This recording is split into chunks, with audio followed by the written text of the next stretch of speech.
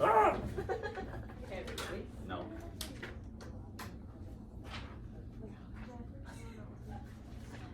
You're a little cozy.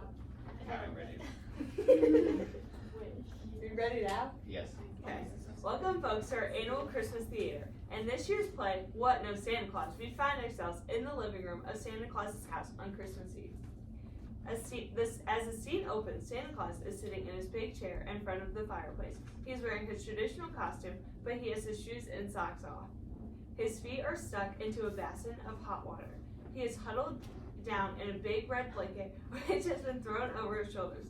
At the side of his chair is a table with several bottles of medicine with large, plainly marked labels: cough medicine, sneeze medicine, and pills for chills. Santa looks very miserable and begins to sneeze.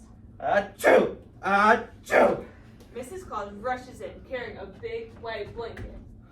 Santa, there you go sneezing again. You ought to be in bed. Bed? How can you talk about bed when it's Christmas Eve? I ought to be getting ready for my trip. Here, put this blanket around you. Mrs. Claus, I will not be coddled up in this fashion. I am going to get up out of this chair. Santa starts to get up out of his chair, but Mrs. Claus stops him. You certainly are not. In your condition, you need all the rest you can get. Now listen here, Mrs. Claus. Who is the boss around here? Who wears the trousers in this household? Oh dear, you are so funny when you're... But I don't mind. You're usually such a merry old soul. Now please sit still. Mrs. Claus, I will not be... Santa starts sneezing Achoo! again. There, you see what happens when you get excited? You better take some more of your sneeze medicine. Mrs. Claus gives Santa some medicine, and he makes an awful face. Ugh, awful stuff. After this, I'm not going to consider that children have been bad if they don't take medicine. I don't blame them. Feeling Santa's hand, Mrs. Claus says, And your hands are like ice. You better need some chill pills too. she Uh, gives him a big dose, and he sneezes again. Achoo! You see, all this medicine is making me worse.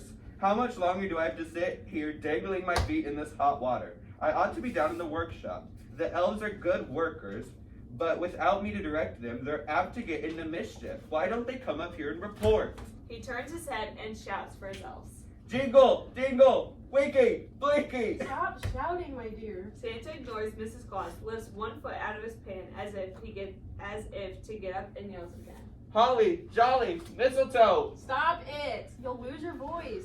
And don't take your feet out of that hot water. It's not hot anymore, it's getting cold. Well, the elves are gonna bring more.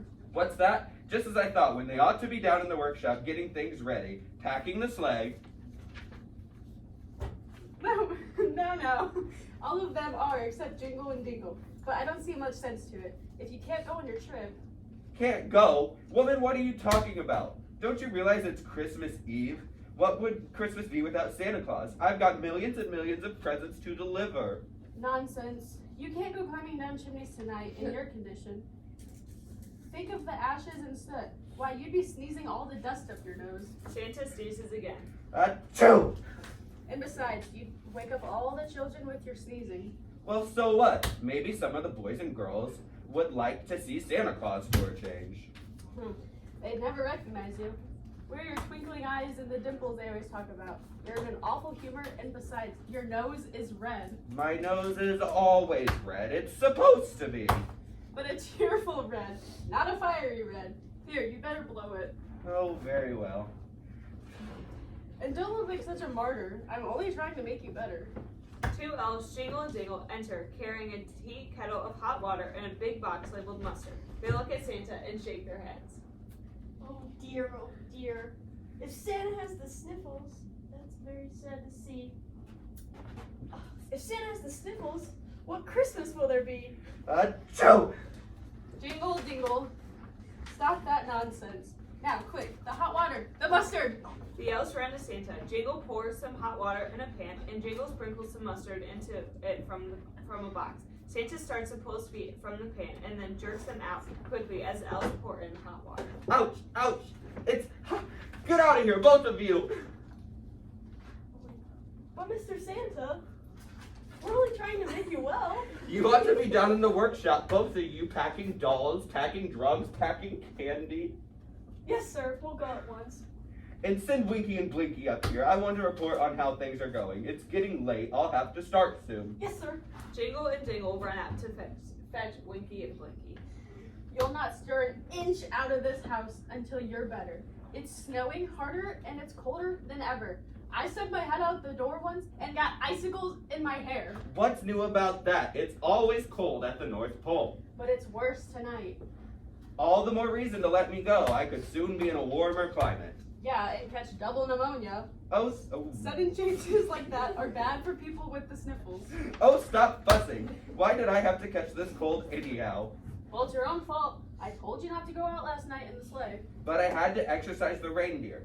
Dancer and Prancer are getting fat. Comet and Cupid and the rest of them are getting lazy. They have to be in trim for tonight. Well, I could have exercised the reindeer. You, Mrs. Claus? A woman? Oh my gosh.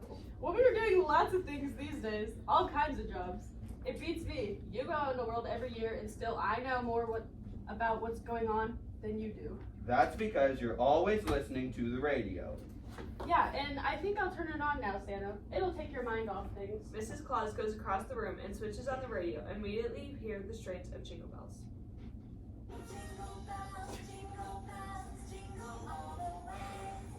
Take my mind off. 'Twas the night before Christmas when all through the house not a creature was stirring, not even a mouse. The stockings were hung by the chimney with care in hopes that St. Nicholas soon would be there. What did I tell you? All the children are expecting me. They're waiting now. They're waiting for Christmas to begin. Turn that thing off. It makes me nervous. Okay, I'll switch it to another station. She does, and another voice comes on. Yes, Virginia, there is a Santa Claus. He exists, as certainly as love and generosity and devotion exist. And you know that they abound and give to your life is gracious beauty and joy. That's what the New York Sun wrote about to that little girl so long ago. Alas, how dreary would it be in a world if there was no Santa Claus?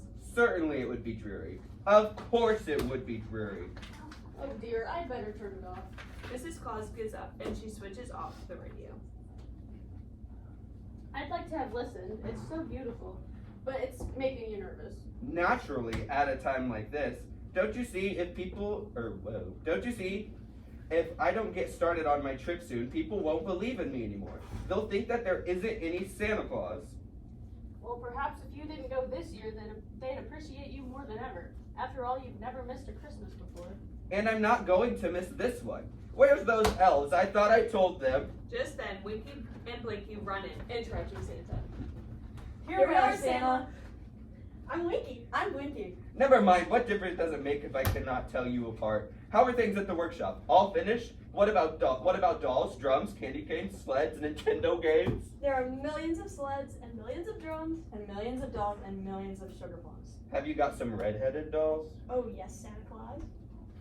Some of the girls like red-headed dolls. And Holly and Jolly have given all the dolls permanents this year. Then if the little girls take them out in the rain, the dolls won't lose their curly hair. Fine. What about ponies? The ponies have already been sent on ahead. They're waiting in neighbors' barns all over the country. Well, I need some long ribbon. Yards and yards. What for? Well, you can't put a live pony on a tree. A Christmas tree. So I'll loop the ribbon around its neck, then run the ribbon through a window and tie it to a tree with a knot. Wonderful! Great idea. Excuse me, but it's very foolish making all those plans, Santa Claus, when you know as well as I do. Suddenly, two other elves, Holly and Jolly, dash in. I'm Holly. I'm Jolly. And we have come to say that we finished packing all the toys. You can soon be on your way. Santa, I tell you there's no use. Another interruption as Jingle and Dingle run in from inside with snowflakes all over them. I'm Jingle. I'm Dingle. We're hitching up the reindeer, Dasher and Dancer and Vixen, and Comet and Cupid and Prancer and Donner and Blitzen. Just then, the seventh elf, Mistletoe, enters, also covered in snow. I'm Mistletoe. I've been putting on the sleigh bells. Did you hear them ring? Oh, the sound makes me so happy. I can barely sing. All the elves begin dancing around the room. I'm Jingle. I'm Dingle. I'm Holly. I'm Jolly. I'm Winky. I'm Blinky. And I'm Mistletoe. Oh, we've made the toys the whole year for every girl and boy. And now it's time for Christmas, for happiness and joy. Santa, catching their excitement, tries to get up from the chair. Yes, of course it is. It's time for me to be off. It's getting late. Now Santa, you stay right there in that chair. You know as well I do that you cannot go anywhere tonight. It's impossible. Nonsense. I've got to go. Come on, oh Santa dear, over all the world you'll fly. Hope you get onto the sleigh, you'll be off in the wink of an eye. Yes. No, I don't know. I feel dizzy. My head is stuffed up in my nose. Achoo! There, you see, you're sneezing again. Now you stay right there in that chair. But Mrs. Claus, what about Christmas? It's time for Santa Claus to go. It's no use. He can't go.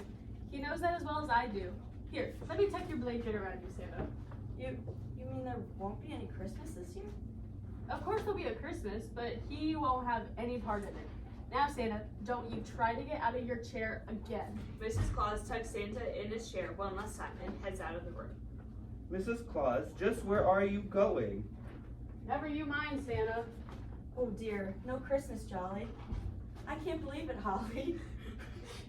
Oh, Winky, I'm gonna cry. I know, Blinky. So am I. Oh, Dingle, what can we do? Jingle, I wish we knew. I, Mistletoe, feel so blue. Santa begins to sneeze again, and the elves run. Achoo! Oh, poor Santa. Can we help you? No, I just feel miserable, utterly miserable. No Christmas, imagine, no Christmas this year. No Christmas? Wait, no Christmas at all? No Christmas anywhere? No Christmas for the children? No trimmed trees? No filled socks? No Santa Claus! But there must be some way. What can we do, Mr. Santa? You ought to be able to figure something out. I'm sorry, but there just doesn't seem to be any hope. But Mrs. Claus said there'd be Christmas, didn't she? How can there be Christmas without Santa Claus? But what did she mean then? Maybe she's gonna send all the Christmas to the children.